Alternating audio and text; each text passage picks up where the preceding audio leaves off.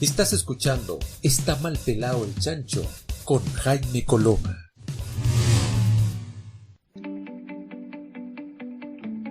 Muy bien, ya estamos de vuelta después de esa brevísima pausa y ya está con nosotros Hernán Calderón Ruiz, ya es parte de la casa, ustedes lo conocen, presidente de CONADECUS, y por lo mismo queremos inmediatamente entrar en materia y saber qué instancias se nos propone hoy día, sobre todo Hernán, con todo lo que está pasando en relación a el paro de camioneros, que de alguna forma afecta a los consumidores de manera evidente, no de alguna forma, afecta a los consumidores de manera evidente, pero también establece una dimensión donde la sensación que uno le queda, Hernán, es que uno no puede tener mucha injerencia como consumidor a la hora de hacerse parte de una denuncia o una demanda a el rubro de los camioneros.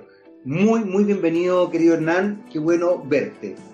¿Qué tal? Buenos días, Jaime, y también a Gamaliel, que lo tenemos ahí detrásito, y también a todos los radioescuchas y televidentes que nos ven. Mira, el paro camionero es probablemente un paro que trastoca todo lo que nosotros estamos haciendo y todos los esfuerzos que se hacen por, primero, mantener la tranquilidad del país, mantener las cadenas de distribución, mantener los precios y además con una demanda que está fuera de lugar en este momento. La verdad es que la situación que sucede en la Araucanía no tiene que ver con Valparaíso, donde está cortado el tráfico hacia Valparaíso. Segundo, las demandas que hay ahí pueden ser, los camioneros tienen a lo mejor este grupo, que es un grupo de camioneros, porque esta no es la confederación de los camioneros, este es un grupo bien especial, ¿no? Y que qué bueno que lo aclares, es verdad eso. No entra todo en el mismo saco. Y se focaliza su organización precisamente en la zona de la Araucanía, donde está la otra, la confederación también tiene que es la Confederación Nacional de Dueños de Camiones, que es la Confederación Nacional. Este es un grupo que se separa de la Confederación para hacer esta organización. Pero claramente la demanda que ellos tienen no tienen en este momento ninguna justificación. Y tampoco tiene justificación la actitud que ha tomado la autoridad. Porque claramente la autoridad ha sido en este caso condescendiente con ellos y no ha querido aplicar la ley de seguridad interior del Estado, la ley antiterrorista, que muchas veces se aplica en otras circunstancias, pero no en esta. La verdad es que los problemas que existen en la Araucanía son mucho más profundos que esta situación de los camioneros. Es un tema de demanda del pueblo mapuche, es un tema de despojo que hubo del pueblo mapuche, donde dentro de eso hay una situación donde el Estado tampoco se ha hecho cargo de una situación que tienen nuestros pueblos originarios, donde las demandas no han sido satisfechas y donde cada programa que se ha hecho y acuerdo ninguno se ha cumplido. Por lo tanto, las demandas del pueblo mapuche también tienen razón. Eso no uno tampoco está de acuerdo con el terrorismo, el incendio, pero muchas veces esas mismas quemas de camiones han sido hechas por los mismos dueños de camiones para cobrar los seguros. Eso ya incluso ha sido sancionado incluso por los tribunales. Por lo tanto, sí hay una situación bastante particular. Pero lo más grave de esta situación, Jaime, es que primero había una alza de precios que no tiene ninguna razón de ser, pero ya por ejemplo todos los precios de frutas y verduras han ido subiendo. Hay un aprovechamiento también de esta situación. En segundo lugar, el corte de caminos ha impedido de que muchos productos, alimentos principalmente, ya no se estén distribuyendo, especialmente para la zona sur. Incluso Chile Express dice que suspendió sus operaciones para la zona sur, para distintas zonas, porque no puede entregar, porque no los dejan pasar.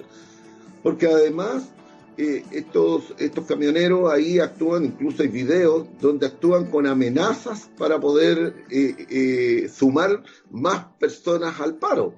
y que impiden la circulación normal del tráfico en una situación de pandemia. Yo creo que esta situación es gravísima y creo que el gobierno ha sido muy débil, no sé si condescendiente con ellos, porque claro, se sienten interpretados, por eso se habla la dupla Pérez-Pérez. Bueno, es bien particular, porque hoy día el ministro del Interior también es senador de la zona. Y por lo tanto, tienen ahí una situación muy particular y tienen que resolver esta situación el gobierno a la brevedad posible. Y yo creo que lo que tiene que hacer es aplicar la Ley de Seguridad Interior del Estado. Hay que tener pantalones.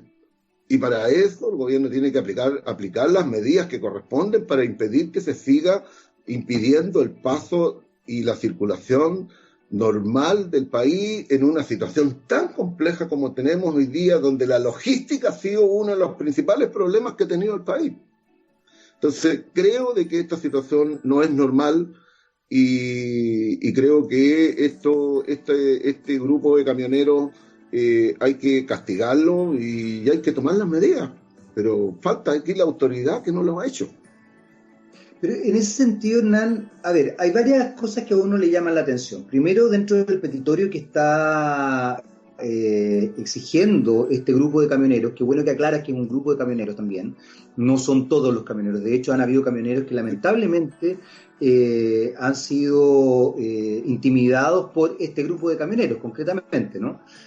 Llama la atención que dentro del petitorio hay varias leyes que incluso el presidente Sebastián Piñera pidió que el Senado le diera prioridad.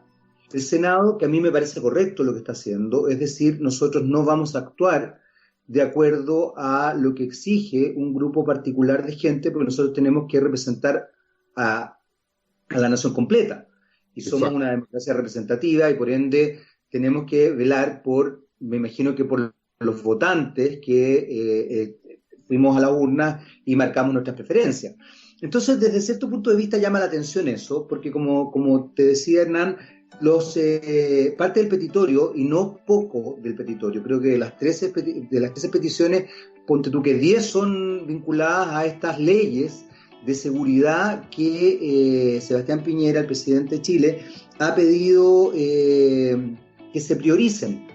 Entonces eso llama la atención. Por otro lado, efectivamente, hemos visto cómo se establece la idea de que lo que ocurrió para el estallido social fue tremendamente violento, pero esto no es violento, o no es leído como violento, cuando es una provocación constante, y cuando hemos visto que han habido incluso muertes concretamente perpetradas, directa o indirectamente, por este paro de camioneros, que además tiene el aval de Carabineros de Chile, que eso también llama la atención. Bueno, mira, todos estos elementos es lo que yo digo, todo lo que tú estás mencionando justamente es lo que uno llega a la conclusión de que el gobierno simpatiza con este movimiento. Pero también tiene que ver con que las peticiones que hace son inaceptables. El Congreso no puede legislar con una presión o con una obligación y un compromiso de sacar leyes que a ellos les parecen que son las que deben iniciarse para poder terminar con toda la situación compleja que existe en la Araucanía.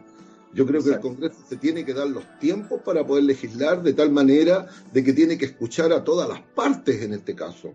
Si claramente los camioneros tienen una demanda por el tema de los atentados y quemas de camiones, perfecto, está bien, pero discutamos una ley que sea equilibrada, donde también recoja las demandas de quienes, digamos, encubiertamente están haciendo este tipo de actos, donde uno siempre tiene la duda si efectivamente hay una situación de terrorismo o es una utilización de un método para poder crear esta intranquilidad y este tipo de situaciones que existen en la Araucanía.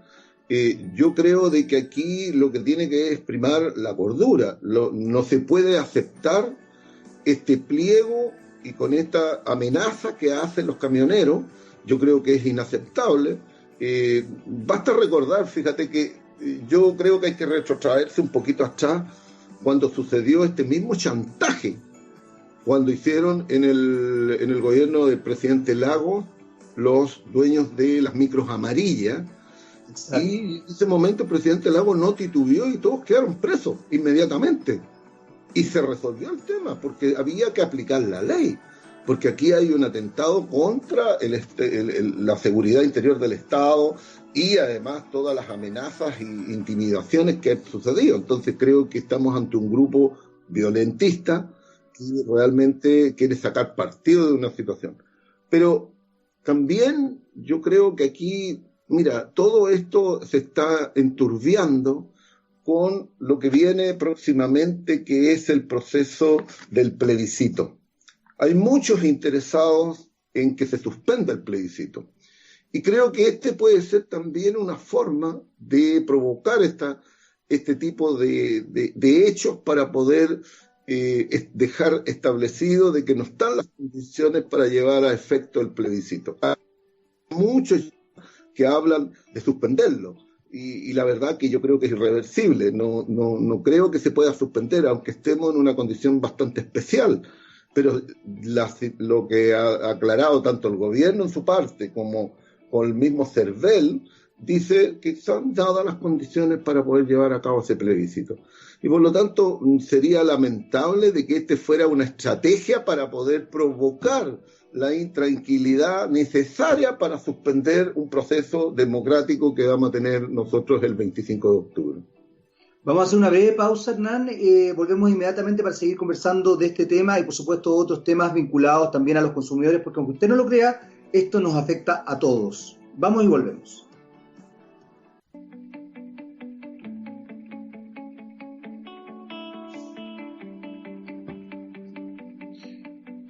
Muy bien, ya estamos de vuelta después de esa breve pausa musical y seguimos conversando con Hernán Calderón Ruiz, presidente de CONADECO. Ustedes ya lo conocen, es parte de la casa en realidad, y estamos hablando de un tema que no es menor, que nos afecta a todos como consumidores y como ciudadanos también. Tiene que ver con el paro de camioneros, con el paro de un segmento, de un sector, como muy bien lo explicó Hernán Calderón Ruiz recién, un sector de los camioneros, no todos los camioneros. De hecho, hay un grupo de camioneros que se ha visto afectado de manera bastante compleja con esto. Hay camioneros que han sufrido atentados producto de sus propios colegas, y ha llamado la atención. Hernán, tú antes de irnos a la canción planteabas algo que me parece tremendamente importante y que tiene que ver con esta idea de debilitar, por lo menos desde la perspectiva de la ciudadanía, el proceso propio del plebiscito del 25 de octubre.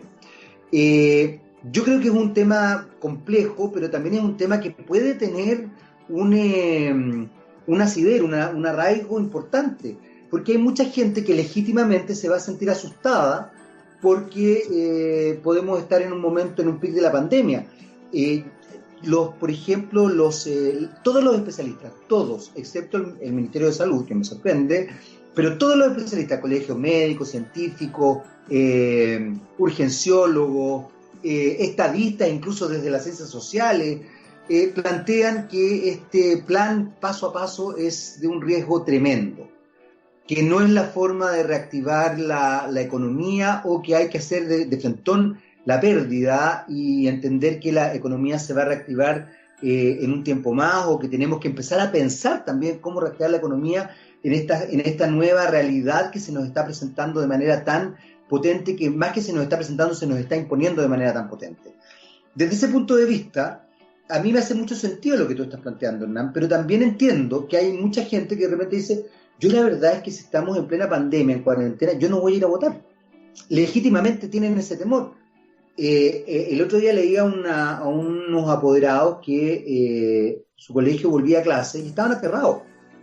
Y legítimamente están aterrados, porque los niños son vectores del virus.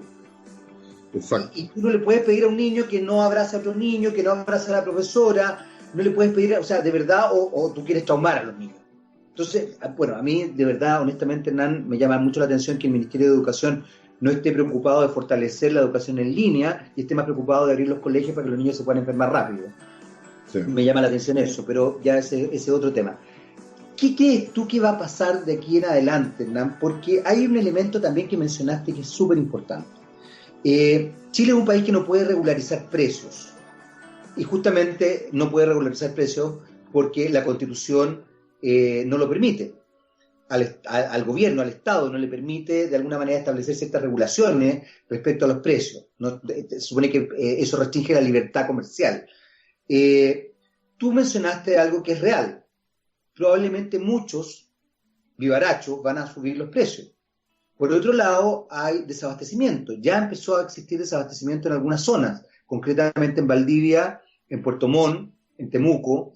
Entonces, de verdad, a ver, hay algo que tenemos que desarrollar y tenemos que hacer.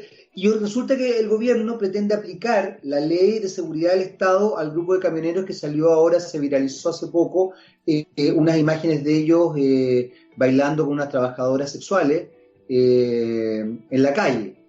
Pero todo lo que han hecho, ellos están tratando de hacer pasar este paro como un paro pacífico, todo lo que han hecho es de un matonaje sorprendente. Exacto. Y hay gente que incluso pretende compararlo incluso con los momentos de violencia que se vivieron en las protestas en el sector de Plaza Italia, Plaza de la Dignidad o Plaza Baquedano, como usted quiera llamarlo. Pero de verdad no es lo mismo. No es lo mismo. No. ¿Se generaron cosas complejas con el estallido social? Por supuesto. ¿Se vieron afectados comerciantes? Sí, se vieron afectados. Yo no voy a negar eso, y eso que yo honestamente he apoyado el movimiento social porque creo que hay injusticia en nuestro país. Pero eso no lo voy a negar, eso es innegable. Pero esto otro está perjudicando a Chile completo. Y Hernán, tú acabas de mencionar otra cosa importante. Están buscando la forma de desabastecer la zona centro, concretamente Valparaíso, en la Ruta 68, cuando el conflicto supone que es la Araucanía. Sin entender además el conflicto de la Araucanía realmente, como tú muy bien lo describiste, la nación mapuche de verdad está al debe por parte del Estado chileno hace mucho tiempo. Y tampoco se discute. Bueno, mira, efectivamente, yo desde mi opinión personal, este es un movimiento que realmente lo único que busca es provocar mucha inquietud y desconfianza en la ciudadanía para poder concurrir al plebiscito, que sería uno de los... Y las encuestas te lo dicen, Jaime. El 70% de las personas estaba diciendo que puede ir. Ojalá votara el 70%. Sí. No hay que olvidarse que en la última elección votó el 45%. Así también uno interpreta. Yo el otro día estuve en un debate justamente hablando de este tema y se decía de que si votaba menos del 50% el plebiscito era ilegítimo. Entonces uno llega a la conclusión, mira, le digo yo, en la elección pasada votó solamente el 45% y el presidente Piñera sacó el 27%. ¿Cuál es con ese mismo concepto, cuál es la legitimidad que tiene? Es lo mismo. Exactamente, es un absurdo. Empiezas a cuestionarte las legitimidades. Exactamente. Bueno, y podríamos cuestionar toda la legitimidad, además, desde ese punto de vista. No. Y lamentablemente eso es cuando tú tienes un voto voluntario. Si fuera un voto obligatorio, ahí ya la cosa cambia. Pero yo creo de que no se puede cuestionar primero la legitimidad. Segundo, no podemos suspender este proceso porque, mira, yo tengo la sensación de que el movimiento social y la crisis que tuvimos y el estallido social hoy día está en pausa. Está en pausa. Y probablemente si no se hace plebiscito y no se ajustan las demandas, porque claro, uno puede tener un montón de opiniones con respecto a la legitimidad del plebiscito y la necesidad de hacerlo y un cambio de constitución. Creo que la demanda ciudadana, probablemente muchos dicen, claro, es que dentro de las demandas que tenía la ciudadanía era nueva constitución, pero no era la prioritaria. No, las prioritarias eran demandas sociales, de más igualdad, más justicia, más derechos sociales, eso era. Bueno, y que claro, uno llega a la conclusión de que efectivamente cambiar la Constitución podría darnos la posibilidad de poder incorporar derechos garantizados, derechos sociales que hoy día, cambiar este sentido de esta Constitución que tiene un rol subsidiario del Estado, pero no te garantiza derechos. Te garantiza el libre acceso, sí, pero no, el Estado no tiene garantizado, por ejemplo, una educación de calidad, y que esté garantizado el derecho al agua, el derecho a la salud, el derecho a la vivienda, los derechos de los consumidores. Bueno, lo hemos hablado. Claro, entonces, para que terminar con los abusos, porque de otra manera, ¿de qué manera podemos terminar con los abusos? Bueno, entonces, claramente, suspender este proceso yo creo que va a provocar una situación mucho más compleja. Lo más probable es que la ciudadanía vuelva a salir a la calle, y eso es lo que no podemos permitirnos. Yo creo que, claro, más allá de la situación compleja que tenemos con la crisis sanitaria, las medidas que se deben tomar y las recomendaciones deben ser bastante claras y precisas para que no ocurra un explosivo contagio. Bueno, lamentablemente en otros países ha ocurrido, o sea, abrir ya y dar las facilidades para que se termine la cuarentena y empezar a abrir el comercio, empezar a abrir los restaurantes y todo lo que tiene que ver con la economía ha provocado un aumento también del contagio. Y lamentablemente eso lo estamos viendo en España, lo estábamos viendo en Francia y lo estábamos viendo en otros países. Hay otros países que han tomado la decisión de mantener sus economías abiertas, funcionando y asumir el contagio, como Estados Unidos y otros más, que ellos no han tenido medidas más concretas de cuarentena, han sido muy, muy suaves lo que ha hecho Estados Unidos, y principalmente lo que ha hecho Estados Unidos, ni siquiera recomendaciones para que la gente pueda salir a la calle, sino que lo que ha hecho, mire, yo le garantizo tanto ingreso para que usted se mantenga en su casa. Canadá le está otorgando el equivalente a 1,5 millones de pesos mensuales a las personas para que se queden en sus casas. Y además, súmale a eso, Hernán, que no es menor, que el costo de vida en Estados Unidos es bastante más bajo que el costo de vida en Chile. Exacto. O sea, no solamente tenemos que pensar en el ingreso, sino que tenemos que pensar en cuánto sale vivir en Chile. Chile es un país carísimo, carísimo. Santiago es una ciudad más cara que Londres. Y Chile en general, y eso que Santiago no es la ciudad más cara de todo Chile. Vamos a hacer una breve pausa, volvemos inmediatamente a seguir conversando con Hernán Calderón Ruiz, presidente de CONADECUS, sobre este tema que finalmente nos afecta a todos. Vamos y volvemos. Estás escuchando Está mal pelado el chancho con Jaime Coloma.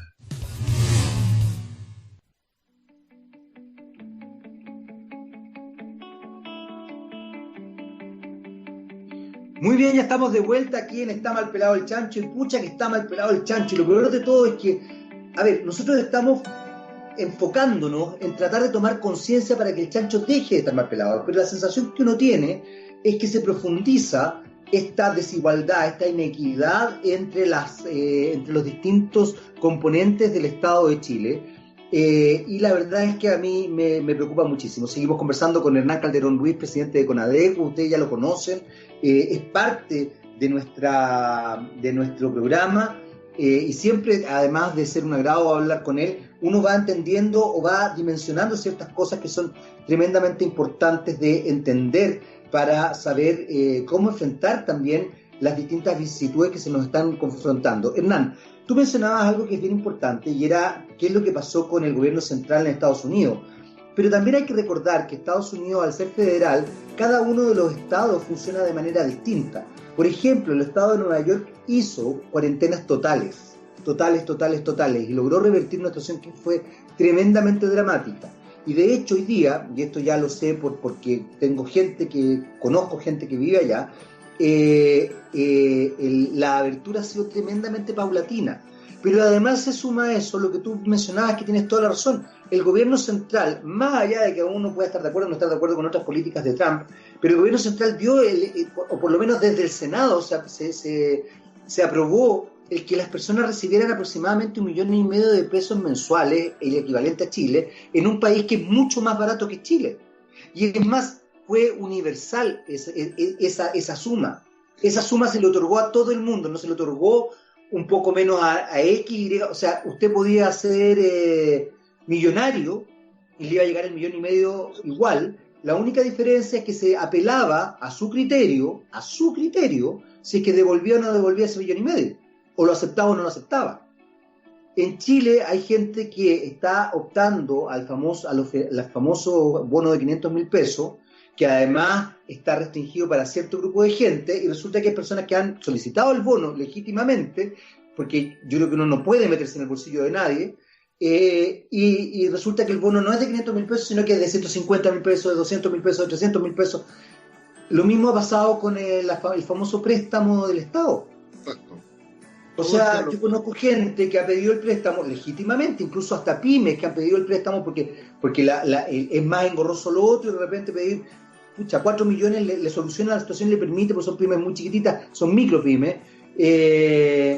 y resulta que no les dan, se demoran, se transan en situaciones complejas, el Banco del Estado pide cosas, o sea, el Banco del Estado, que debería estar, pero hoy día debería estar en su apogeo, por así decirlo, ayudando, dando créditos, está peor que, bueno, la banca en realidad no me quiero meter ahí, pero de verdad es impresionante.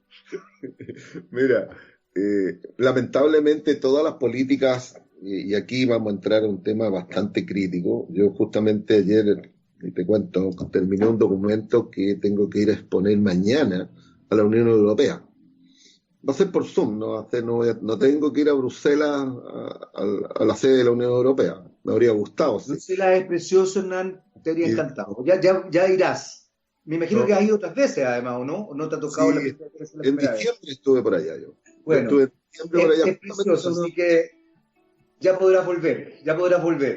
Bueno, y justamente uno de los análisis que uno hace de todas las políticas que se han hecho para poder llegar con ayuda y subsidio a las personas, todas han sido restrictivas, condicionadas, discriminatorias, porque justamente cuando tú hablas de este bono de los 500.000 pesos, no son 500.000 pesos, es escalonado, depende de cuánto es tu ingreso y de no haber recibido subsidios de otro tipo, porque te los descuentan. Claro. Pero además, como condición, tú tenías que probar que habías tenido una disminución del ingreso de a lo menos el 30%. Claro. Entonces, eso ha sido un tema súper complejo, porque Impuestos Internos no tiene esa información. No tiene esa información actualizada. Impuestos Internos la tiene de un año para otro, pero no en el día a día. Por lo tanto, la disminución que tú tuviste de ingresos durante estos meses del año, todavía Impuestos Internos no las conoce, porque claramente esas salen en la declaración de impuesto a la renta. Pero además todas las políticas nuestras han sido sí muy condicionadas. El tema de los pymes ha sido dramático. Tú pusiste en la mesa, dijiste que iban a haber 12.000 millones de dólares para poder apoyar a los pymes. Bueno, en realidad las estadísticas dicen que si hay hasta el momento más o menos 1.500 millones se han otorgado, y del 1.300.000 pymes que podrían haber accedido a ese préstamo o a ese fondo, solamente 200.000 han sido acogidas, porque tiene un sinnúmero de condiciones. Pero además, cuando te coloca como condición de que para poder acceder a esos créditos tú no puedes tener una deuda de más de 29 días, o sea, tiene que estar al día. En una situación como esta, ninguna pyme está al día, porque además la pyme hoy día tiene que estar asumiendo arriendo, el pago de servicios, teléfono, y un sinnúmero de gastos que han sido permanentes en el tiempo y que no puede dejar de no pagarlo. En consecuencia, uno saca conclusión. ¿Quién ha sido el que ha soportado toda la pandemia?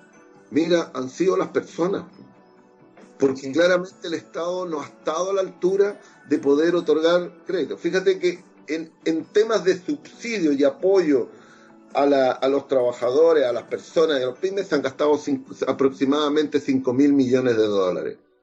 Entonces, ¿qué es lo que y la carga que han tenido que soportar los trabajadores? Fíjate que solamente por efecto de la ley de protección al empleo, los fondos de los trabajadores que se ocuparon, que eran los fondos de cesantía, que se están ocupando para poder pagarles sus sueldos, para aliviar en la carga que tenían las empresas que están con dificultades, que tienen paralizaciones y que con el compromiso de no despedirlo. Perfecto. Ya. pero se están ocupando los fondos de cesantía de los trabajadores. Claro. Son los trabajadores los que están soportando la carga. Ellos son los que están pagando la cuenta. Y son 1.500 millones de dólares solamente en eso lo que van gastado en este momento, que se han entregado por el tema de la ley de protección del empleo. Pero el retiro del 10% son 15.000 millones de dólares que han tenido que sacar de sus fondos los trabajadores. Y que ahora, ojo, ¿quién está pagando la cuenta? Los y trabajadores. ahora acuérdate que está muy pronto a aprobarse, creo, la posibilidad de volver a sacar el 10%, cosa que para mucha gente, según lo que he leído en las encuestas, mucha gente la necesita. O sea, yo no puedo criticar a una persona que efectivamente se ve en la necesidad imperiosa de sacar sus ahorros previsionales, que lo encuentro lamentable, los ahorros para ¿cómo se llama?, para la jubilación, que además ya sabemos el nivel de la jubilación en nuestro país, pero de verdad a mí me parece que eso es muy complejo. Yo creo que ahí hay un elemento, Hernán, que hay que conversar, hay que reflexionar. Bueno, porque también esto se conjuga finalmente con lo que tú decías hace un rato. ¿Qué es lo que pasa el 25 de octubre? Si el tema del 25 de octubre, a mí me da mucha risa cuando la gente establece la idea de que algunas personas creen o creemos que hay una especie de pensamiento mágico, como que si gana el apruebo o el rechazo, bueno, si gana el rechazo se supone que sigue todo tal cual, pero si gana el apruebo, como que la gente mágicamente cree que esto va a cambiar. Evidentemente la gente no cree que esto va a cambiar. A ver, yo creo que seguir tratándonos a los ciudadanos chilenos como que fuéramos guagua es una torpeza. Evidentemente esto va a ser un proceso, pero por lo menos va a empezar el proceso. Y yo creo que eso también es importante tomarlo en consideración. Hernán, vamos a hacer una brevísima pausa, pero muy corta.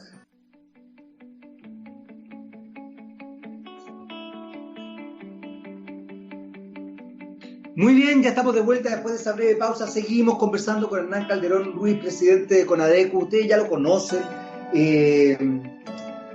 La verdad es que no tengo nada que decir de él más que lo agradable que es escucharlo y tener estas otras visiones que nos permite también la mirada de Hernán Calderón Ruiz.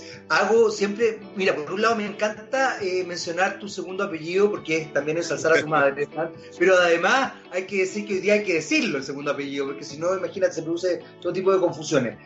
Hernán, a ver, yo creo que tú has puesto varios temas acá complejos. El tema de las pymes no es menor. Las pymes efectivamente se vieron muy afectadas producto del estallido social, muy afectadas. ¿Sí? Yo creo que uno no puede negar esa realidad. Evidentemente también hay situaciones que se generaron bastante complejas a partir del estallido social, pero el tema del plebiscito no es menor, y tú mencionabas algo que me parece que es súper importante recalcar: la posibilidad de que el plebiscito no se haga. Desde el punto de vista de los consumidores, ¿cuáles son las reglas del juego que estamos poniendo ahí en escena para ver si nos conviene o no nos conviene también ciertas instancias a la hora de votar? ¿Qué es lo que tenemos que pensar desde el punto de vista de los consumidores? En este minuto, y voy a ser muy honesto, yo como consumidor me siento desprotegido, pero pues que sea una sensación. No sé si tú nos puedes aclarar más. Mira, la situación de los consumidores y, digámoslo, y la ley misma del consumidor es una ley supletoria.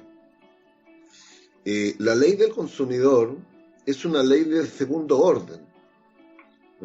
En consecuencia, sobre la ley del consumidor están todas las leyes especiales. La economía y el país se rige por leyes especiales. Todas las actividades están reguladas por leyes especiales. Esas leyes especiales están por sobre la ley del consumidor.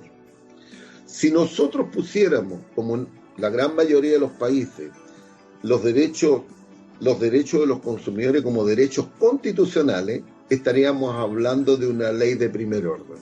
Ahí pasamos a la otra etapa donde sí tenemos un rango constitucional. Y por lo tanto, con eso tú puedes regular todo lo que corresponde al tema de abusos y derechos que tienen los consumidores y hacerlos valer. Y para hacerlo en algo gráfico, fíjate que la ley especial, que está en distintos ámbitos, porque tú tienes ley de bancos, una ley especial, ley de electricidad es ley especial, ley de la sanitaria es ley especial, las de ISAPRE, las de AFP, y todo está regulado por leyes especiales. Y la ley del consumidor establece de que la ley del consumidor es supletoria en lo que no consideren las leyes especiales. Por lo tanto, la ley especial está por sobre la ley del consumidor. La ley del consumidor actúa en lo que no considere la ley especial. Y aquí el último pelo de la cola del ratón, una cosa así me da la sensación. Exacto. Entonces, ¿cuál es el punto que tenemos que cambiar? Es justamente eso, la supletoriedad de la ley. ¿Y dónde se ve reflejado, por ejemplo? Cuando tú quieres demandar a un ISAPRE por ley del consumidor y los tribunales te la rechazan. No puedes hacerlo. O una AFP, por cobro de comisiones, en el caso de las ISAPRE tú demandas por el cambio unilateral de los planes y programas. En el fondo tú estás cambiando el contrato y lo estás aumentando unilateralmente. En otras situaciones uno lo puede hacer. ¿No? El retail no tiene regulación especial, no tiene ley especial. Por lo tanto, los contratos de adhesión tú los puedes cuestionar y normalmente esas son las demás. Bueno, en la ley eléctrica, por ejemplo, está considerada la compensación en caso de mala calidad de servicio, suspensión u otras situaciones que pasen, ¿no? Pero está considerada en la ley. Y uno cuando hace la ecuación, ¿cuánto es lo que corresponde de compensación? Uno llega a que son 4 veces el servicio no prestado. 4 veces. Pues, pero la ley del consumidor establece, en la última modificación estableció que eran 10. Pero cuando yo voy a la ley eléctrica no la puedo aplicar, porque son 4 nomás. Entonces hay una contradicción entre las leyes. ¿Y cuál es la que prima? La ley especial, por lo tanto, ahí está. Pero volviendo al otro ejemplo, para la gente que nos ve en Osorno, por ejemplo. En Osorno se aplicó 10 veces el servicio no prestado cuando se cortó el agua por ESAL en Osorno. Bueno, ¿por qué se aplicó 10 veces? Porque se aplicó la ley del consumidor. ¿Por qué? Porque en la ley especial no tiene considerada la compensación y entonces supletoriamente se aplicó la ley del consumidor. Esas son las situaciones que te pasan. Bueno, si nosotros pusiéramos los derechos de los consumidores como derechos constitucionales, estaríamos en una obligación de terminar con esta supletoriedad y empezar a terminar con los abusos y tendríamos una ley mucho más fuerte. Ahí te afecta derechamente en los derechos de los consumidores. Bueno, ya hay un sinnúmero de medidas que tú puedes hacer, porque puedes establecer otros derechos. El derecho al agua, por ejemplo, explicar de que en otros países el agua nunca se puede cortar. Yo le puedo bajar el flujo, pero no la puedo cortar. Incluso hay países que declaran como servicios esenciales, que son derechos humanos, el agua, el gas y la luz. Esos servicios no se pueden cortar. Bueno, el Estado crea mecanismos para que esa persona también se mantenga al día, pero tiene subsidios, tiene un montón de cosas. Aquí en Chile no hay subsidios, por ejemplo, para la electricidad. No hay subsidio para el gas. No hay el subsidio que existe para el agua. Es muy acotado, es muy burocrático el sistema y está hecho para que nadie se acoja. O sea, esos son, y además es para un reducido grupo del segmento de los vulnerables, 20%. Entonces, esas partes faltan. Estos son parte de los derechos sociales, pues.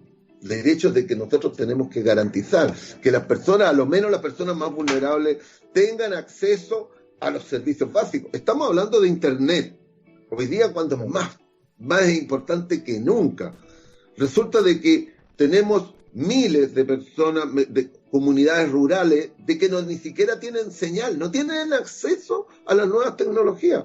O cuando les llega, están llegando con una calidad que es inaceptable. Y por lo tanto, tenemos hoy día el derecho al Internet. Sí, hay mecanismos, claro que hay mecanismos. Hay mecanismos para poder hacer de que esas personas tengan derechos y tengan Internet. Por ejemplo, el Fondo de Desarrollo de las Telecomunicaciones, que es un mecanismo que otorga de que se iluminen zonas, ciudades, comunas o sectores de una comuna para poder entregarle gratuidad y que todos tengan acceso universal a eso. Y en el último punto que yo quería plantearte, que exactamente todo lo que estamos sucediendo con todos los apoyos que está recibiendo la ciudadanía para poder superar la pandemia, lo que necesitamos es que probablemente como derecho constitucional podríamos tener una pensión básica universal, de tal manera que las personas todas en general tengan acceso a una pensión. Algunos proponen que sea la pensión básica solidaria, que quedó cerca de 160.000 pesos, que esa sea la pensión universal y que todos tengamos derecho a esa pensión. Todo lo que ingrese posteriormente por nuestras pensiones se agregarán a eso, de tal manera de que eso mejora significativamente los ingresos. Porque hoy día, si tú yo sacaba la cuenta anoche, si yo quisiera sacar una persona que tiene 10 millones, hay que tomar en cuenta de que lo que apareció dentro de la situación del retiro del 10% es que hay 7 millones de personas que tienen menos de 10 millones de ahorro. Exacto. Si esa persona yo le entregara una jubilación hoy día, y solamente retiro programado por 10 años, esa persona recibe 80.000 pesos. Sí. Es horroroso. Si lo va a una pensión de renta vitalicia, va a recibir 40 o 30, entre 30 y 40, no tiene más.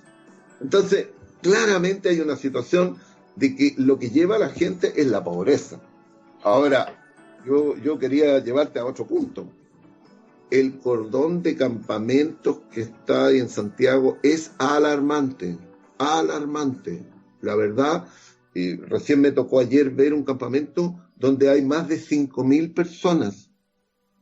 Son más de 1.500 casas que se han instalado en un sitio de Riazo. Realmente dramático. Sin agua, sin luz, sin servicio higiénico. O sea, en condiciones sanitarias deplorables. Esta pandemia, la verdad es que está desnudando las realidades de la pobreza y de la situación que tiene la clase media. Si la clase media vivía una burbuja, la llamada clase media estaba en el límite en que estaba en una situación estable y caía en la pobreza. Muchos están cayendo en la pobreza. Es que yo creo, Hernán, que tú acabas de dar una clave que no es menor, y es que la clase media se construyó, o un sector importante de la clase media, se construyó en la ilusión del crédito. Exacto, el endeudamiento. Exactamente, y el endeudamiento no es salir de la pobreza, el endeudamiento es tener la ilusión de que tienes cosas, pero finalmente cosas que tampoco te pertenecen, o que te pertenecen, pero a un costo altísimo. Vamos a hacer una breve pausa y volvemos inmediatamente con más de Está mal pelado el chancho, que hoy día está muy mal pelado el chancho en realidad. Y seguimos conversando con Hernán Calderón Ruiz, presidente de CONADEC. Vamos y volvemos.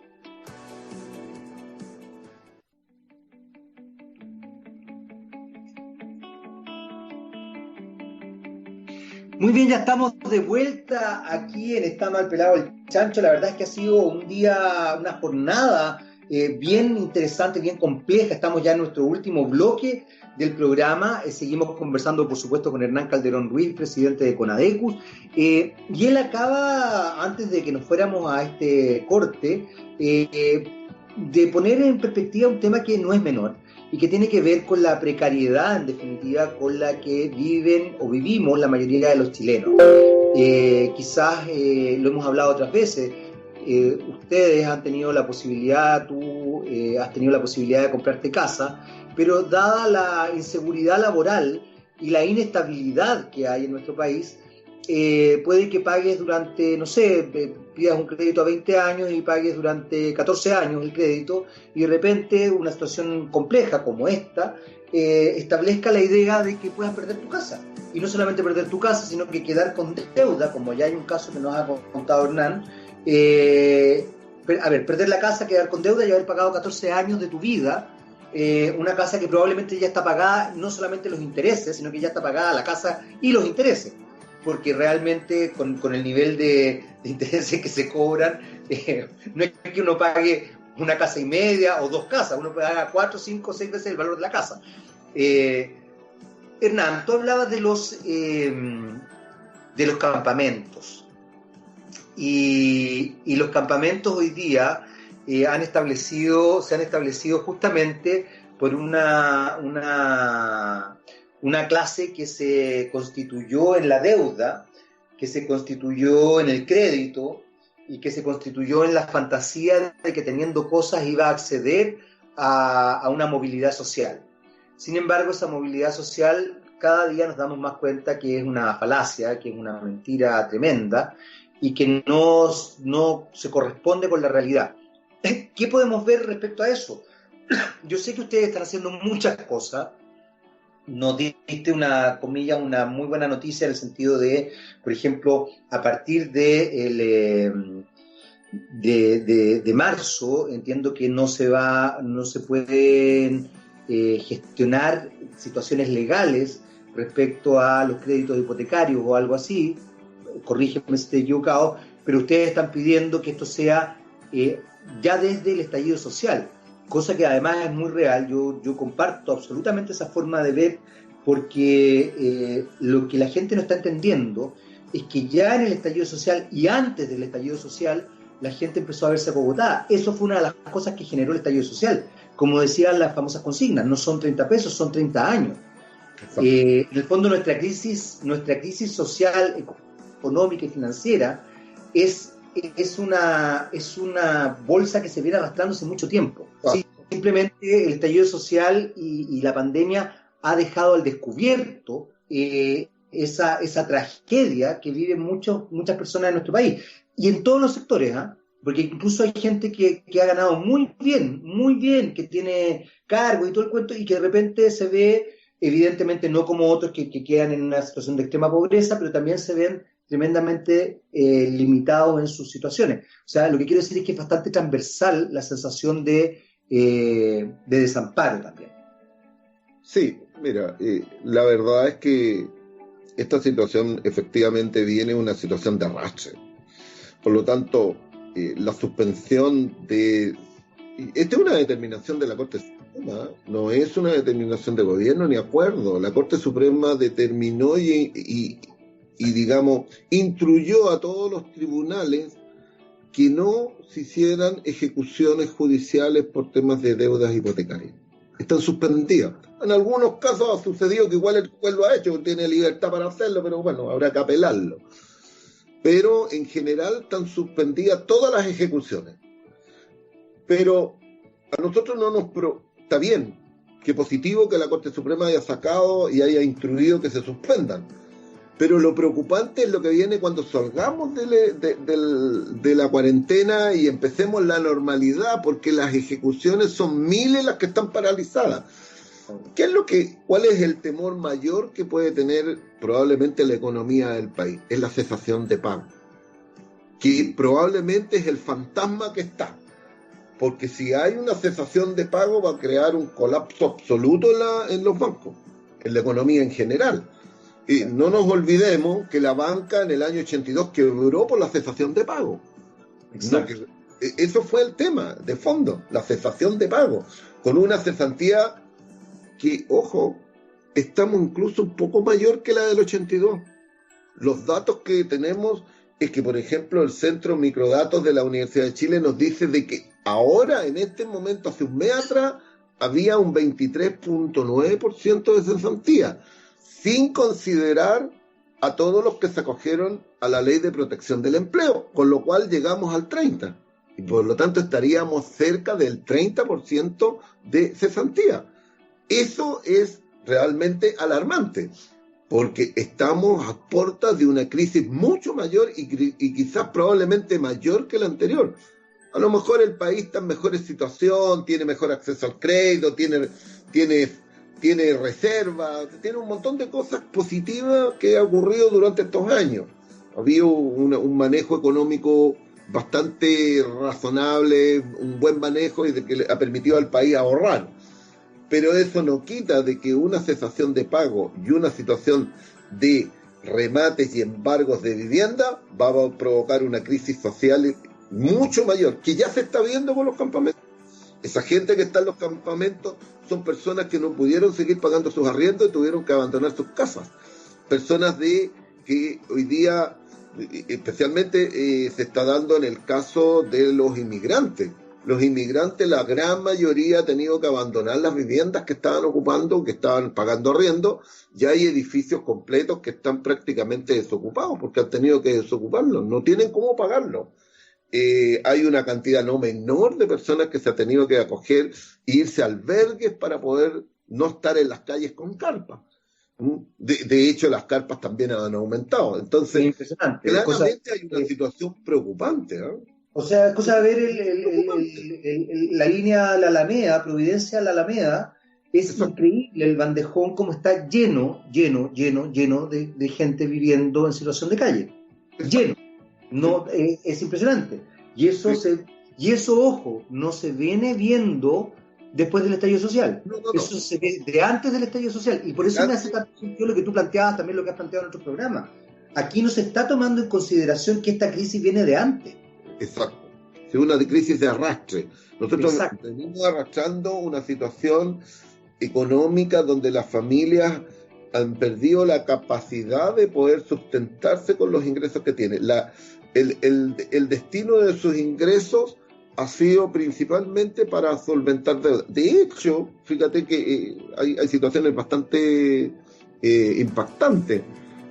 Todos pensábamos de que el 10% de las personas lo iban a ocupar principalmente en poder para la alimentación, pero los informes que hay de parte de los bancos es que la recaudación por deudas ha aumentado en forma significativa. O sea, la gente fue a ponerse al día, ocupó sus recursos, el recurso del 10% para ir a responder y responder por los compromisos que tenía de deudas que tenía que pagar y que no las había hecho. Por lo tanto, los bancos han hecho, y bueno, ahí vamos a pasar a otro tema de que también la gente,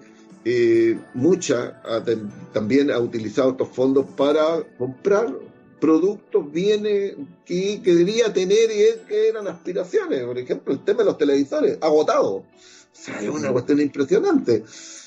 Y bueno, tenemos hoy día un Cyber Day, como le llamo yo. Que además ha resultado ser un fiasco enorme. He leído la cantidad de gente alegando de que le subían el precio a la cuestión para después dejarlo. Bueno, ahí a propósito justamente de los consumidores, la verdad es que el Cyber Day en este país es un chiste en muchos aspectos. Hay algunas cosas que son efectivamente, hay ofertas, no quiero tirarlos a todos al mismo saco, pero de verdad en muchos aspectos ha sido realmente vergonzosa la situación. No, mira, la verdad que yo en el tema de este tipo de eventos, yo los llamo que más que nada en Chile es un show de marketing, nada más.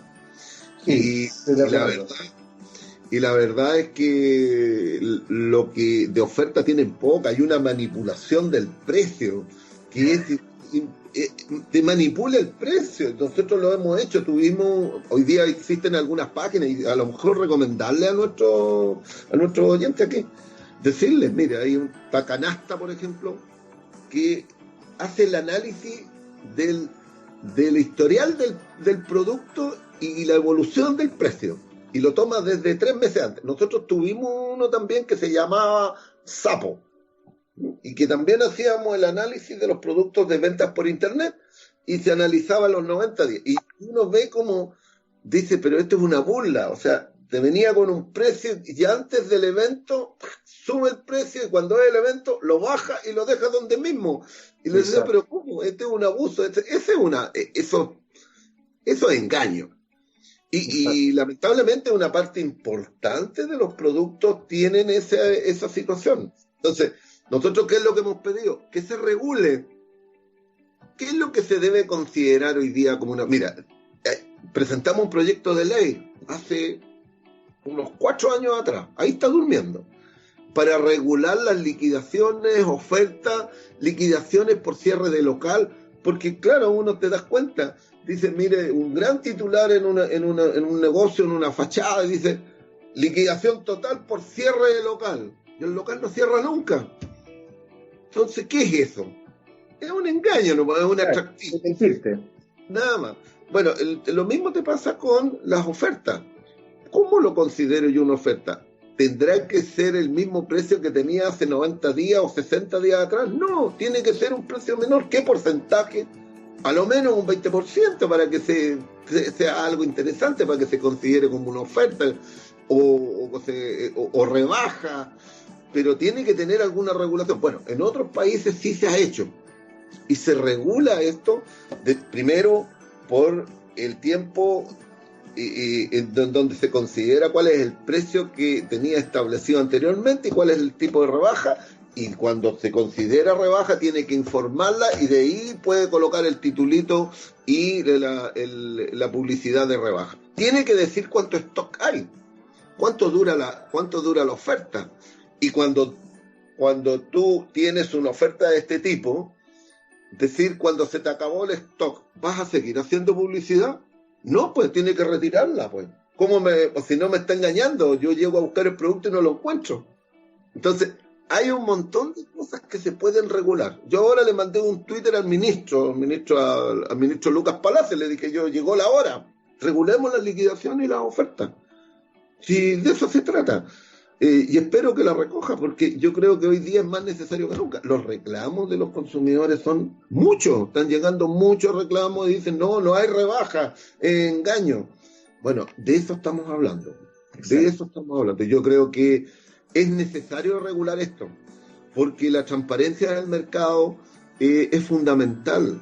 O sea, no solamente le hace bien a los consumidores que saben qué es lo que están comprando y que si efectivamente no tengo que estar investigando para saber que es una rebaja, sino que hay una regulación y las empresas lo cumplen.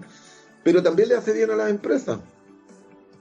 Si las imágenes corporativas se dañan fácilmente cuando las empresas son poco transparentes. Y en este caso nosotros lo que exigimos ahí. Ahora, la oportunidad, bueno, están en todo su derecho de poder hacer un evento de este tipo. Yo no sé si será el momento. ¿Cuántas empresas de las mismas que están hoy día ofertando en este evento, en el Cyber Day, cuántas han tenido graves problemas de logística en la entrega de los productos oportunamente? O sea, meses a veces. ¿Y cómo? Y van a estar nuevamente. ¿Cuál va a ser la cantidad de reclamos que vamos a recibir después por la no entrega oportuna? ¿Cuánto es el costo que se está cobrando? Hay unas que están subiendo el costo en forma significativa, el costo de despacho. Bueno, los consumidores tienen que saberlo. Otro tema que también nosotros te lo estamos también informando, decirle, mire, revise lo que le están ofertando, porque el derecho a retracto, que si bien está establecido en la ley de que las compras a distancia uno como consumidor tiene derecho a retractarse, o sea, tengo derecho a arrepentirme. Uh-huh. Tengo 10 días. Pues nosotros consideramos que es muy poco ya, pero no importa. Son 10 días para arrepentirme de la compra sin ninguna explicación. Pero es voluntario.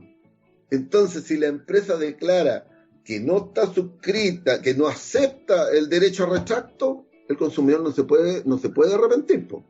Ahí está obligado a comprarlo. Entonces, como es voluntario, nosotros decimos, oye, que sea obligatorio. El derecho a retracto debe ser un derecho del consumidor y no esto a voluntad. Es como el tema de los cambios de producto, porque el cambio de los productos, no tengo derecho a equivocarme. O sea, si yo me equivoco, por ejemplo, bueno, igual las empresas, y hay que reconocer que el retail especialmente ha tomado en conciencia y permite que haya cambio. Pero legalmente el derecho a cambio es voluntario. Si la empresa no acepta el cambio, está en todo su derecho de no aceptarlo. Por lo tanto, si a mí yo me equivoqué del número de zapatos, en vez de si calza 41, compré un 40 y me quedó chico, y si la empresa no tiene establecido el derecho a cambio y este tipo de voucher que me da para poder cambiarlo, el ticket de cambio, me tengo que quedar con el producto, ¿no? eliminarlo. Entonces, hay un sinnúmero de derechos que podríamos hacerlo. ¿Qué es lo que tenemos que hacer? Avanzar en estas legislaciones que son relativamente simples. El tema del derecho a garantía. El derecho a garantía en Chile son 90 días. O sea, son 3 meses, mejor dicho, no 90 días, lo establecen como 3 meses. Perfecto. Pero ¿será suficiente 3 meses un derecho a garantía? Bueno, ahí tenemos que empezar a discriminar. Es decir, la garantía, ¿cuándo opera? Bueno, cuando el producto tiene una falla que es del proveedor, no es falla por el uso o mal uso del consumidor. Perfecto, pero 30 días es muy poco. Y esa es la garantía legal. Esa es la garantía legal hoy día. Son 3 meses. Entonces, hay que modificar. Hoy día tenemos un problema de la obsolescencia. Los productos vienen programados. Exacto, eso es impresionante, sí. El producto viene... Mira, fíjate que yo voy a contar como una anécdota. Yo tenía una impresora, ¿no? Que era buenísima, muy buena, no voy a decir la marca para no estar diciendo, pero muy buena, antigua, pero buena, muy buena. Y cada tantas veces que imprimía, me aparecía una lectura y que decía de que ya había cumplido su vida útil y que habían piezas que estaban dañadas y que por lo tanto no podía imprimir más. Pues había un lugar en Santiago donde yo llevaba mi impresora y tenían un programa y la volvían nuevamente a cero. Cada vez que pasaba eso la llevábamos y ellos le había un programa y la volvían a reiniciar desde el punto cero y otra vez la podía utilizar. En definitiva, la impresora no tenía fallas de piezas de ningún tipo, era solamente la obsolescencia, estaba programada para terminar una vez que hiciera tanta cantidad de impresión. Bueno, eso pasa con todos los productos hoy día. El televisor está programado para tantas horas de uso, el computador también, todos estamos, ¿no? Por lo tanto, hoy día es necesario legislar sobre el tema de la obsolescencia, porque claramente es una necesidad, porque las empresas, ¿qué es lo que quieren? Que mi producto, la lavadora, el televisor, el refrigerador, el computador y todos los productos me duren una cantidad de tiempo para poder seguir vendiendo, porque si no, a pesar que el producto nuevamente no está malo, está todavía en condiciones de uso. Bueno, pero ese es un tema que a tratar en el futuro, ¿eh? Este es un tema futuro. La obsolescencia programada que le llaman, que es un tema súper complejo. Es que yo creo que es mucho más que eso, Hernán, fíjate, yo creo que ahí estás poniendo un tema que es muy importante porque tiene que ver con cómo se va a estructurar la economía y en un futuro muy, muy, muy, muy cercano. Yo creo que ni siquiera es un futuro lejano, es un futuro que de hecho yo diría que es incluso presente, porque en general esta construcción de un mercado establecido en un consumo desproporcionado y loco, hoy día está viéndose justamente más cuestionado. Mucha gente, no todo el mundo, se ha dado cuenta que hay miles de cosas que no necesitaba, y por otro lado se ha rescatado lo que tú acabas de mencionar, el hecho de tener productos que te duren. Exacto. Que te duren, y entonces quizá se vuelva a aquellas personas que ojalá actúen de buena fe y que entonces tengan la posibilidad de, como en tu caso de la impresora, de efectivamente, qué sé yo, servicios técnicos que de verdad arreglen los productos, como era antiguamente. A ver si también cuando se estableció esta sociedad de consumo desmedido, donde incluso no solamente los productos técnicos, la ropa se hace de una manera para que dure nada. Y además la industria de la moda te establece la idea de que en definitiva lo que está en una temporada es desechable la temporada siguiente. Entonces además se te construye una necesidad como de, chuta, no estoy vigente. O sea, hay una serie de dinámicas comunicacionales y de marketing que son muy, muy violentas. Hernán, ¿qué quieres que te diga? Se nos acabó el tiempo. Para variar, se me hizo cortísimo. pero no quiero dejar de mencionar, bueno, que vamos a estar conversando contigo obviamente la próxima semana, y que nada, que quedan muchos temas en el tintero para que tú nos propongas también distintos temas, porque creo que la situación de los consumidores es algo muy, muy importante. Yo siempre agradezco el trabajo que ustedes desarrollan, porque creo que es sustancial y ojalá también los consumidores empecemos a tomar conciencia del rol que tenemos que tener dentro de este tinglado que es el mercado como tal y de exigir nuestros derechos, por supuesto. Bien, no, yo creo que vamos a tener muchos temas la próxima semana. Hay un tema que lo tratamos el otro día, como es el tema de la licitación de 5G, que está incendiado todo. Porque Exacto. la verdad es impresentable lo que se propuso. Vamos a estar muy atentos entonces, vamos a volver al tema del 5G porque en realidad es muy interesante lo que tú estás planteando y nosotros nos despedimos, los dejamos con algo de música y nos escuchamos por supuesto en un próximo Está mal pelado el chancho. Chao Hernán, muchas gracias. Chao.